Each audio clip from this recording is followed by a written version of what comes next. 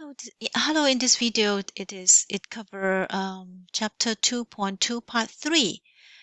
We have finished explaining how we can do limit numerically as well as graphically, and we also look at how we can define one-sided limits.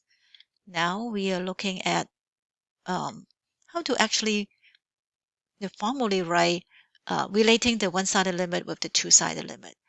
So are they three different number or what? So what happened is if my one-sided limit all equal to a number L, so on the left-hand side and on the right-hand side, if they equal to L, then it just follow by the intuitive definition of limit. When x approaches A, on the left-hand side and right-hand side, they approaches L. So we would say the limit at x equal to A is also L. So that means if you have your left and right agree, then your limit x approaches A would equal to L. So let's look at this particular diagram with a graph of a function. There's a lot of points that it breaks up. In particular, we want to look at the limit of this function when x approaches 1. Okay, when x approaches 1. And we know how to do one-sided limit now. We say from the left-hand side, when limit approach 1, so let me get the pencil first. Okay, so when limit x approach 1, what is my function goes? Okay, so when it approaches 1 from the left-hand side, below 1, so it will be this side. So that's equal to 4 because x is getting closer and closer to 4. And then limit x approaches 1 from the positive side, it would become here, right? So these are all greater than 1 from this side. So f of x is actually equal to -2 over here. Okay, so from the left-hand side is 4, the right-hand side is -2. Do they agree? They don't agree. So that, by definition, x approaches 1, f of x does not exist.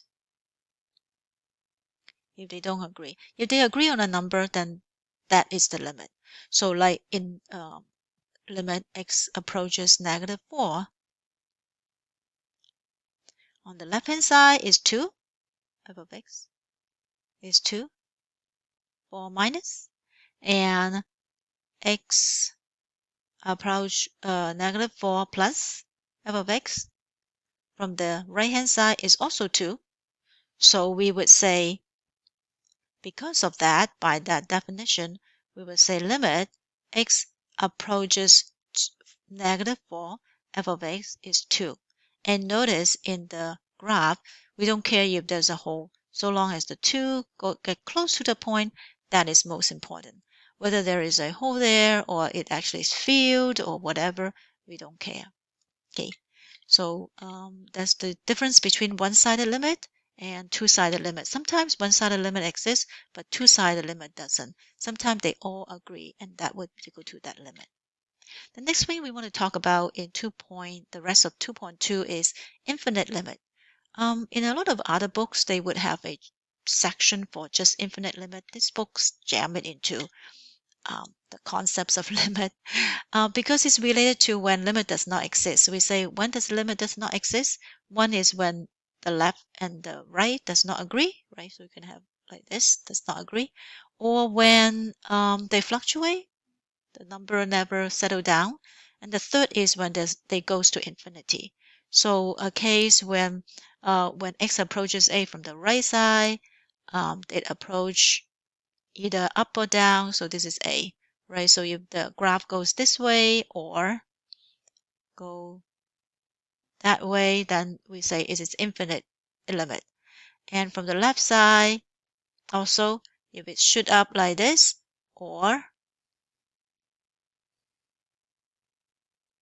shoot down like this, then we say there's an infinite limit. Or when they shoot up and down on both the left-hand side and right-hand side.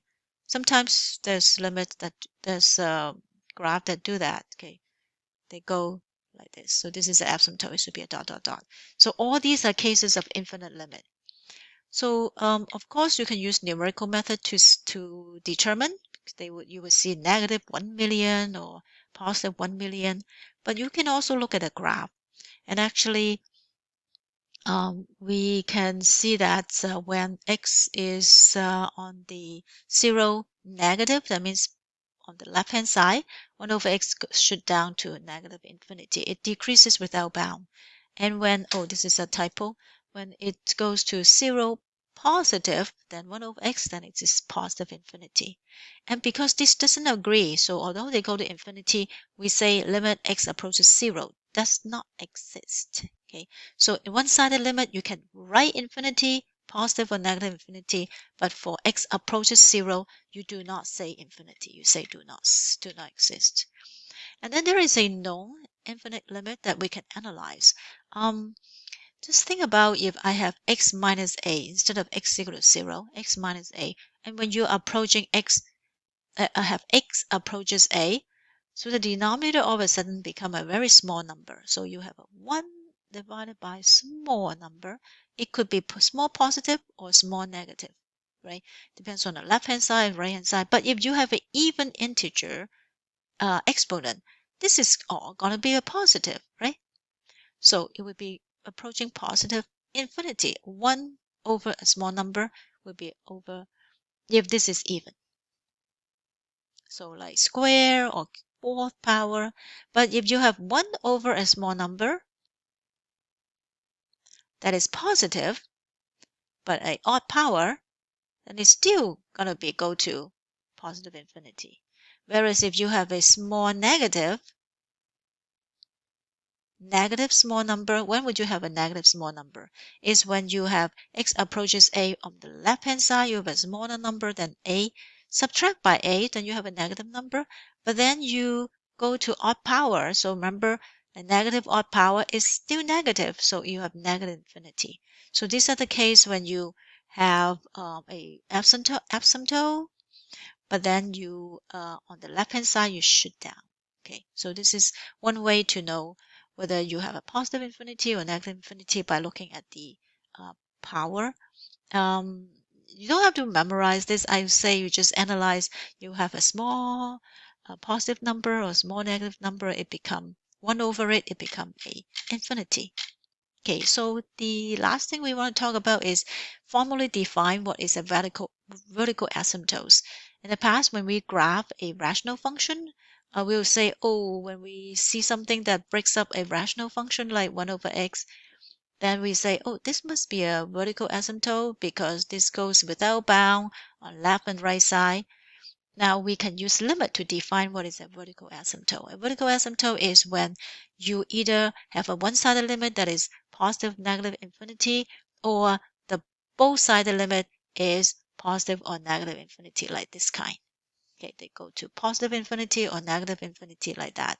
So this kind of line that is next to the exponentially growing up and down, not exponential, but approaches infinity on the left and right is called vertical asymptote. So this vertical line is called vertical asymptote. So for example, example 1, I have a function called 1 over x minus 2 cubed. And if I approaches 2 from the negative side, what would f of x be? It is negative infinity, right? Because you would have a small negative, cube is still a negative, so it's negative infinity. So because on one side is already going to an infinity, we say x equal to 2 is a vertical asymptote. Okay, it's undefined and it's 1 over something is a vertical asymptote. So that is the end of chapter 2.2. It talks about if we want to evaluate limit, we want to make sure that x approaches a from the left hand side and the right hand side, and they have to agree. They have f of x has to agree to L, then we say limit exists. And if they shoot up or down, then we say, oh, it's going to infinity or positive infinity. If they don't agree on a number, so they go to two different number, we will say the one-sided limit exists, but the two-sided limit does not exist. Okay, so far we would know how to evaluate limit.